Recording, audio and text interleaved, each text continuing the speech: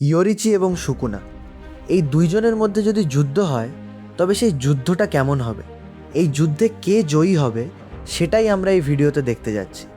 এই যুদ্ধের জন্য আমরা শুরুতেই 15 ফিঙ্গার সুকুনাকে ধরে নিতে পারি, কারণ অ্যানিমেতে যেমনটি দেখানো হয়েছে 1-4 ফিঙ্গার সুকুনার চেয়ে এটি অনেক বেশি শক্তিশালী।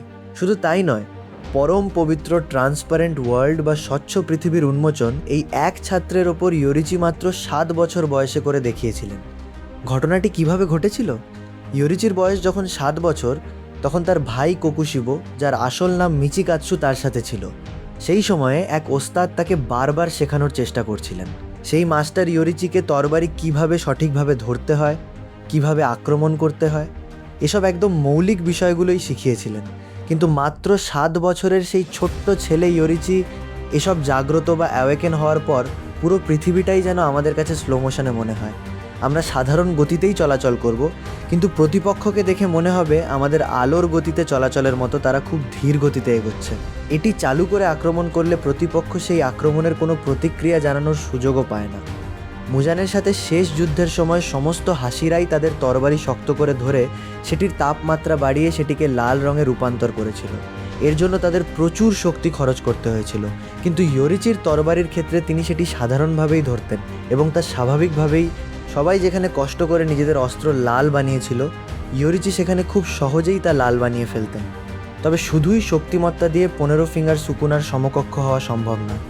মাহোগারা বনাম সুকুনার যুদ্ধে দুজনকেই অত্যন্ত ক্যাজুয়ালভাবে প্রচুর পরিমাণে কার্সড এনার্জি ব্যবহার করতে দেখা গেছে। গতির কথা বলতে গেলে যৌগ এবং সুকুনার লড়াইয়ে যৌগ এক বিশাল উল্কাপাত সুকুনার দিকে ছুঁড়ে মেরেছিল, কিন্তু সুকুনা সেই বিশাল উল্কাটি তার ঠিক গা ঘেঁষে আসা পর্যন্ত অপেক্ষা করেছিলেন এবং শেষ মুহূর্তে চোখের পলকে তা এড়িয়ে যান। ইতিমধ্যেই ফুল পাওয়ার 20 ফিঙ্গার সুকুনার গতিশব্দের গতির চেয়ে 100 গুণেরও বেশি। সেই অনুযায়ী আমরা যদি 343 × 100 হিসাব করি, তবে সুকুনা 1 সেকেন্ডে 34,300 মিটার দূরত্ব অতিক্রম করতে পারে। অর্থাৎ সুকুনার গতি আমরা প্রতি সেকেন্ডে 40,000 মিটার ধরে নিতে পারি। 20 ফিঙ্গার সুকুনার 75 শক্তি হলো 15 ফিঙ্গার সুকুনা, তার মানে 40,000 মিটারের 75 হলো 15 ফিঙ্গার সুকুনার স্পিড। সেই হিসেবে 15 ফিঙ্গার সুকুনা 1 সেকেন্ডে 3,600 মিটার অতিক্রম করতে সক্ষম, অর্থাৎ তার গতি প্রতি সেকেন্ডে 3,600 মিটার। অন্যদিকে মুজান যখন প্রথমবার ইয়োরিচির করা সেই আক্রমণের বিরুদ্ধে মুজান একটি প্রতিক্রিয়া পর্যন্ত প্রকাশ করতে পারেনি। এমনটাই ছিল সেই অদ্ভুত গতি। ইয়োরিচির সেই এক আক্রমণের পর মুজান বুঝতে পেরেছিল যে এর সাথে আর লড়াই করা সম্ভব নয়, তাই সে নিজের শরীরকে 1,800 টুকরোতে বিভক্ত করে সেই স্থান থেকে পালানোর চেষ্টা করে। আমরা যদি সেই স্থানে উপস্থিত থাকতাম, তবে ইয়োরিচির সেই 1,800 টুকরো কেটে ফেলার দৃশ্যটি দেখাও আমাদের পক্ষে সম্ভব হতো না। চোখের পলক ফেলার আগেই সেই 1,800 টুকরোর প্রায় সব টুকরোই উধাও হয়ে যেত। শুধু তাই নয়, সেই সময়ের আঘাত থেকে ইয়োরিচির এই গতির সাথে টেক্কা দিতে গেলে ইয়োরিচির পুতুলের জন্য 6টি হাতের প্রয়োজন হতো। ইয়োরিচির এই গতি দেখার জন্য কোকুশিবোর 6টি চোখের প্রয়োজন হয়েছিল, কিন্তু বাস্তবে 6টি হাত বা 6টি চোখ থাকা সত্ত্বেও ইয়োরিচির গতি ধরা কারও পক্ষেই সম্ভব হতো না। ইয়োরিচি শব্দের গতির চেয়ে 1000 গুণ দ্রুত গতির। এর মানে ইয়োরিচি 1 সেকেন্ডে 3,43,000 মিটার পথ পাড়ি দিতে পারেন। 20 ফিঙ্গার ফুল পাওয়ার সুকুনার গতি যেখানে প্রতি সেকেন্ডে 40,000 মিটার, সেখানে ইয়োরিচির গতি। ইয়োরিচির বয়স যখন 80 বছর, তখন তিনি তার ভাই কোকুশিবোর সাথে দেখা করেন। দেখা হওয়ার পর মুহূর্তেই ইয়োরিচি কোকুশিবোর গলা কেটে ফেলেন। ইয়োরিচি যদি আর একটি মাত্র আক্রমণ করেন তবেই তিনি মারা যাবেন। কোকুশিবো যখন মনে মনে এই কথা ভাবছিলেন, এখনও তার শরীরে একই শক্তি বজায় রয়েছে। এই কথা বলে প্রচণ্ড রাগে কোকুশিবো ইয়োরিচিকে আক্রমণ করে বসেন। এই আক্রমণটিই ছিল ইয়োরিচির শরীরে পড়া জীবনের প্রথম আক্রমণ। যদিও এই একটি আক্রমণের ফলে ইয়োরিচির শরীর দুটি টুকরো হয়ে গিয়েছিল, তবুও এটি মাহোগারা বনাম সুকুনা যুদ্ধে মাহোগারা অনেক অভিশাপ, গাড়ি এবং বিল্ডিং তুলে সুকুনার গায়ে আছড়ে ফেলেছিল, কিন্তু সুকুনার শরীরে একটি আঁচড়ও পড়েনি। একইভাবে গোজো বনাম 19 ফিঙ্গার সুকুনা যুদ্ধে গোজোর হালো পার্পল ব্যবহার করা হলেও, কারণ গোজো সাতোরু ছিলেন অত্যন্ত শক্তিশালী এক সত্তা। এই কারণে ইয়োরিচির চেয়ে সুকুনার স্থায়িত্ব বা ডিউরেবিলিটি অনেক বেশি। এরপর আসা যাক স্ট্যামিনার কথায়। সুকুনা একটানা যৌগোর সাথে যুদ্ধ করে তাকে শুধু হত্যাই করেননি, পাশাপাশি পরবর্তী একটি শিকিগামিকেও।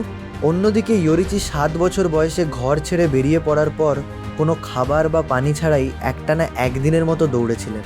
এভাবে 24 দিন ধরে দৌড়ানোর পরও তিনি বিন্দুমাত্র ক্লান্ত হননি। তাকে ছেড়ে দিলে হয়তো তিনি পুরো 1 সপ্তাহ ধরে দৌড়াতে পারতেন।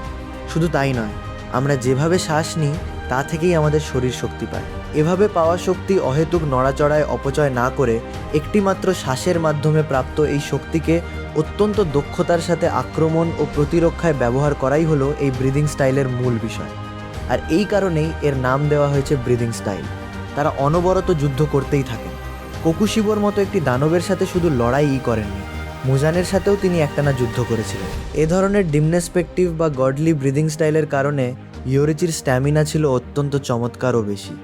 এই সমগ্র অ্যানিমে জগতে কার সবচেয়ে বেশি পুনরুজ্জীবন বা রিজেনারেশন ক্ষমতা রয়েছে তার একটি তালিকা তৈরি করলে মুজানের নাম অবশ্যই সেখানে থাকবে।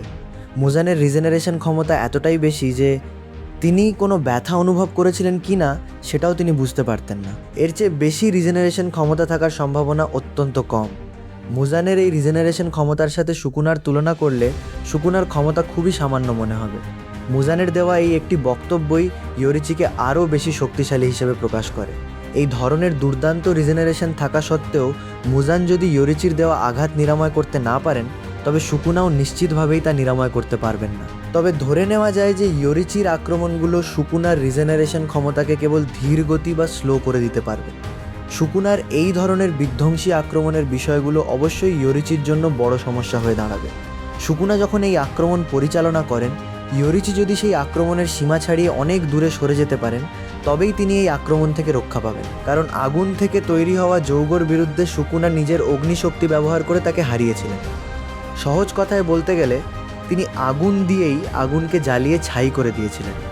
এই লেভেলের একটি শক্তিশালী আক্রমণ ইয়োরিচির পক্ষে সামলানো নিশ্চিতভাবেই অসম্ভব। তবে সর্বশেষ হলো সুকুনার ডোমেইন এক্সপ্যানশন। এই ডোমেইন এক্সপ্যানশন 100 মিটার ব্যাসার্ধের মধ্যে থাকা সব কিছুর ওপর অত্যন্ত ভয়াবহ এবং হিংস্র আক্রমণ চালায়। এই ডোমেইন এক্সপ্যানশন থেকে বাঁচার দুটি উপায় রয়েছে।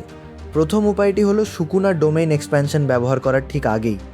শুধু তা নয়, ইয়োরিচির শারীরিক শক্তি সুকুনার চেয়ে যে খুব কম ছিল তা নয়। ইয়োরিচির শক্তি সুকুনার 5 থেকে 10 ফিঙ্গারের সমান হতে পারে, অথবা 20 ফিঙ্গার সুকুনার গতিকে ইয়োরিচির সাথে তুলনা করলে এই যুদ্ধে সুকুনাকে জিততে হলে সুকুনার যে কোনো একটি আক্রমণে ইয়োরিচিকে আটকা পড়তে হবে, নয়তো সুকুনার 4 হাতের কোনো একটিতে ইয়োরিচিকে ধরা পড়তে হবে। তবে এই দুটির সম্ভাবনাই অত্যন্ত কম, কারণ সুকুনার আক্রমণে ইয়োরিচির আটকে পড়ার সম্ভাবনা। হ্যাঁ, হ্যাপি। ভিডিওটি ভালো লাগলে অবশ্যই ভিডিওটিতে লাইক করবেন এবং ওভারওয়ার্ল্ড ওটাকু চ্যানেলটিকে সাবস্ক্রাইব করে বেল আইকনটি বাজিয়ে রাখবে।